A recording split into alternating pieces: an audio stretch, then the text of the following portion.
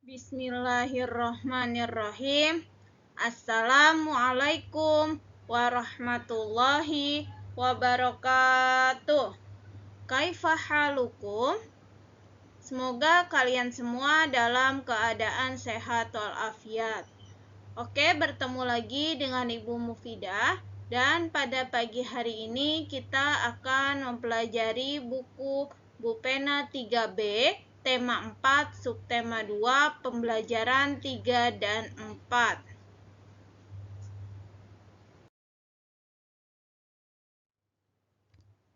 Oke, sebelum belajar, Ibu akan memberitahukan terlebih dahulu kompetensi dasar mata pelajaran.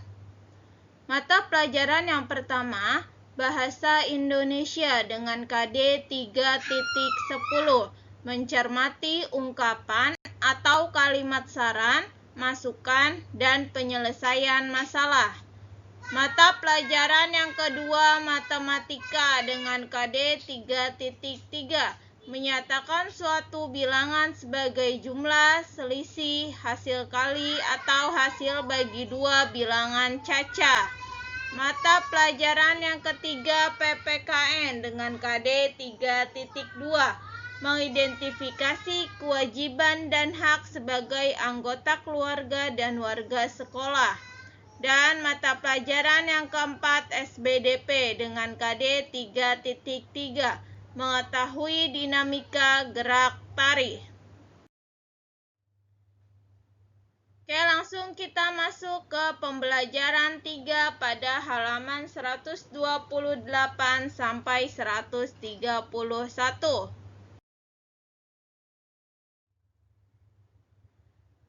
Halaman 128. Ayo berlatih menjaga kebersihan kantin sekolah. Ibu beri waktu kalian untuk membaca teksnya terlebih dahulu.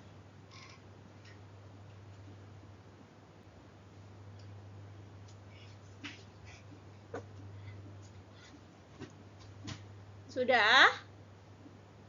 Oke, sekarang tuliskan kalimat saran berdasarkan kalimat-kalimat berikut. Nomor 1. Siswa bersiap-siap untuk makan. Kalimat sarannya, sebaiknya siswa mencuci tangan sebelum makan. Nomor 2. Banyak sampah berserakan di kantin sekolah. Kalimat sarannya, seharusnya para siswa tidak membuang sampah sembarangan. Nomor 3. Tidak ada tempat sampah di kantin sekolah sehingga sampah berserakan. Kalimat sarannya, seharusnya pihak sekolah meletakkan tempat sampah di kantin sekolah. Nomor 4.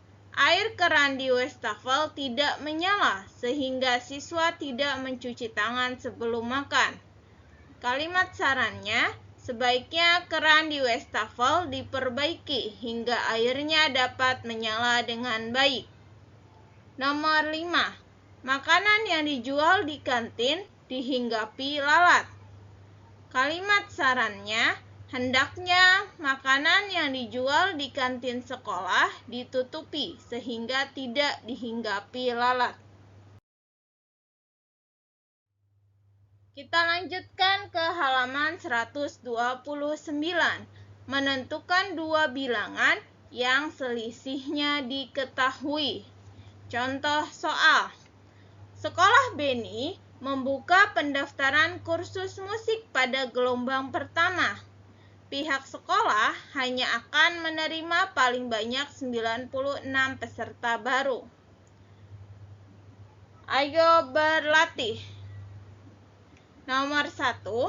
Buatlah 5 kemungkinan pasangan bilangan lainnya, yaitu perkiraan banyak siswa yang akan mendaftar dan banyak siswa yang belum diterima. Jadi dari soal yang di atas, itu pihak sekolah hanya menerima 96 peserta baru. Di sini kita diminta untuk menentukan banyak siswa yang mendaftar dan banyak siswa yang belum diterima. Jawabannya, caranya bagaimana? Yang pertama, kemungkinan yang pertama, kita cari angka di atas yang lebih dari 96, yaitu 100. 100 dikurangi 4 sama dengan 96. Jadi yang mengikuti siswa yang mendaftar ada 100 siswa. Dan siswa yang tidak diterima ada 4 siswa. Maka siswa yang diterima 96 siswa. Jadi caranya gitu. Cara yang pertama kita tentukan angka yang lebih besar dari 96. Setelah itu dikurangi berapa hingga hasilnya 96.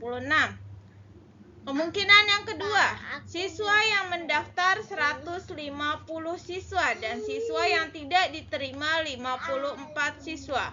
Maka siswa yang diterima 96 siswa. Kemungkinan yang ketiga, siswa yang mendaftar 200 siswa dan siswa yang tidak diterima 104 siswa. Jadi siswa yang diterima 96 siswa. Kemungkinan yang keempat, siswa yang mendaftar 120 siswa dan siswa yang tidak diterima 24 siswa. Jadi jumlahnya yang diterima 96 siswa. Kemungkinan yang kelima, siswa yang mendaftar 130 siswa dan yang tidak diterima 34 siswa. Maka yang diterima 96 siswa.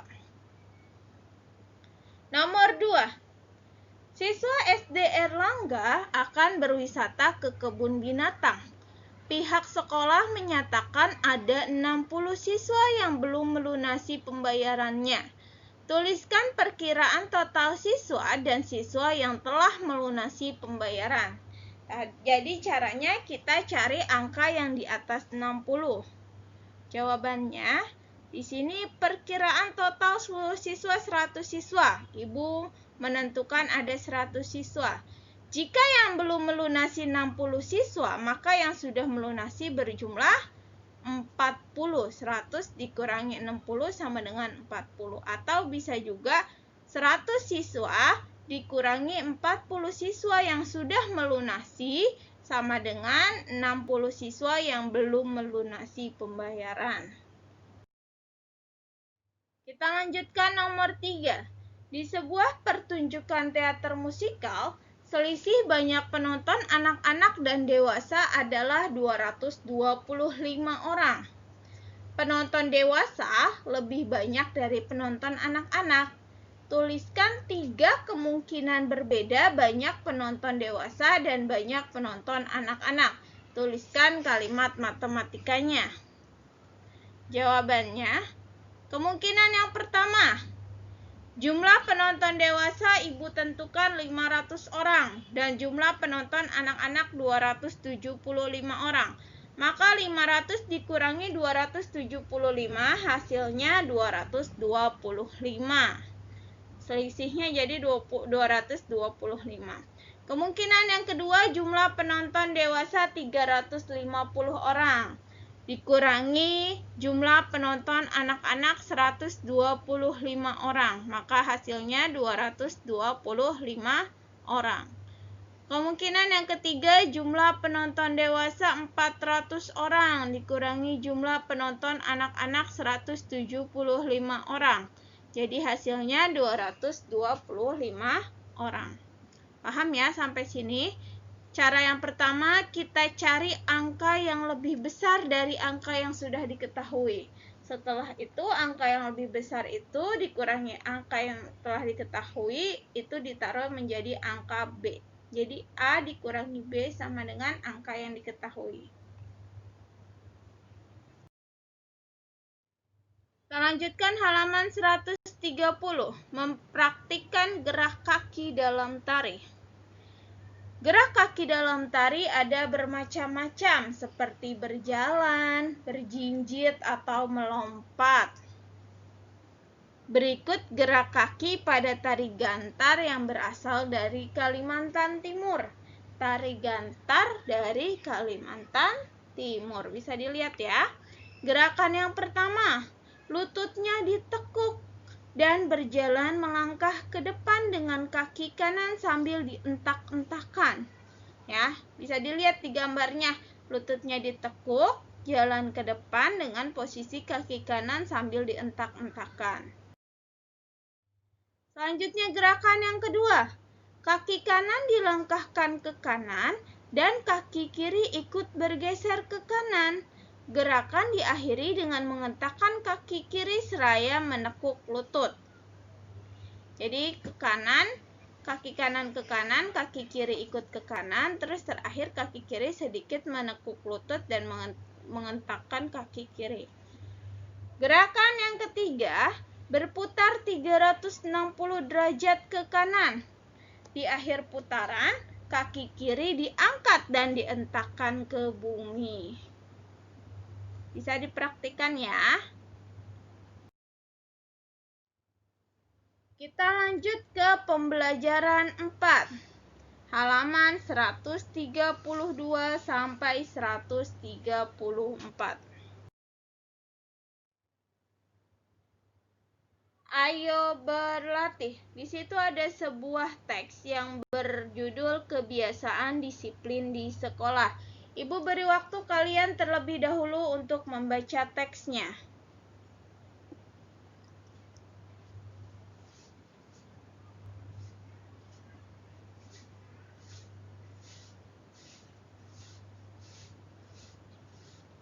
Sudah? Oke.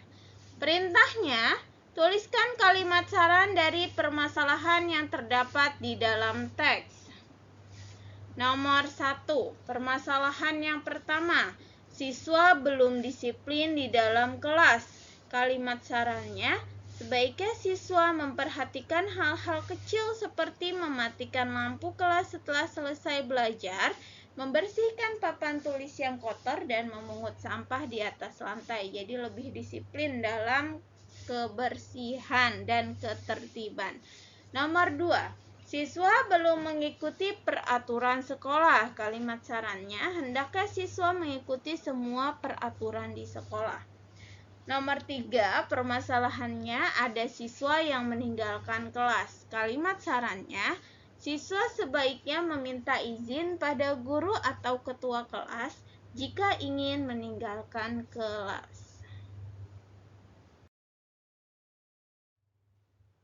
Kita lanjutkan ke kewajiban dan hak sebagai warga sekolah. Berikut kewajiban warga sekolah dalam menjaga kebersihan sekolah. Yang pertama, membuang sampah pada tempatnya. Yang kedua, tidak mencoret-coret dan mengotori dinding sekolah. Yang ketiga, menjaga dan ikut merawat kebersihan semua fasilitas sekolah.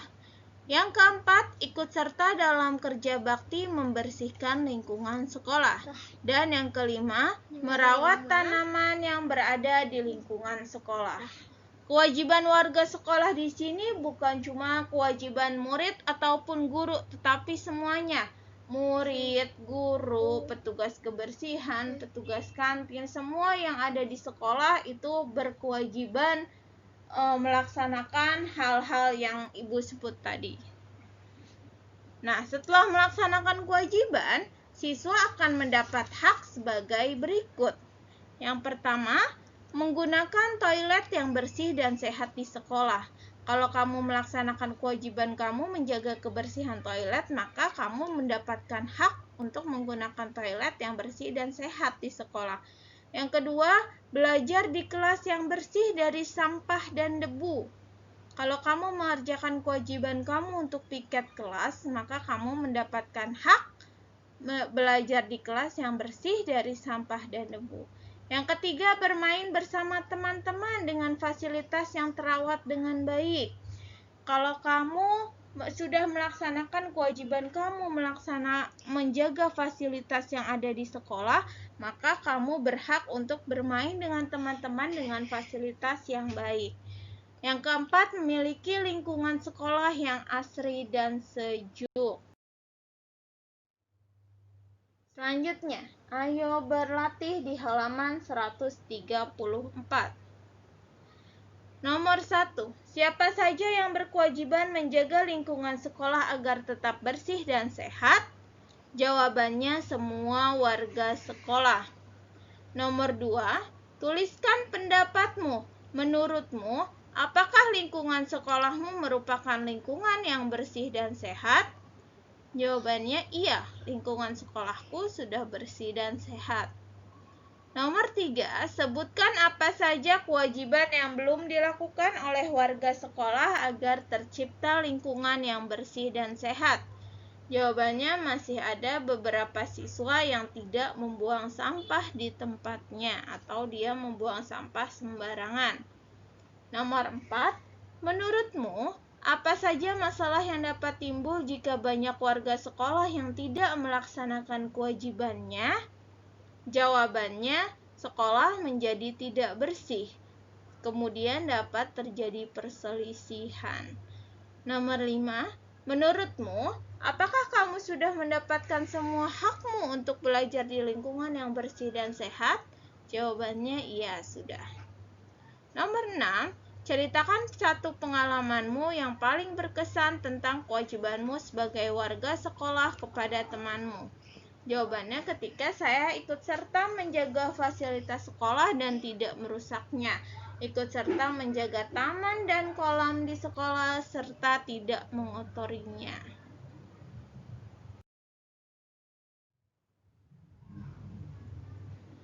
Alhamdulillah, pembelajaran kita pada pagi hari ini selesai. Terima kasih atas perhatiannya. Jika masih ada hal-hal yang ingin kalian tanyakan, silahkan ditanyakan kepada wali kelas masing-masing. Terima kasih. Wassalamualaikum warahmatullahi wabarakatuh.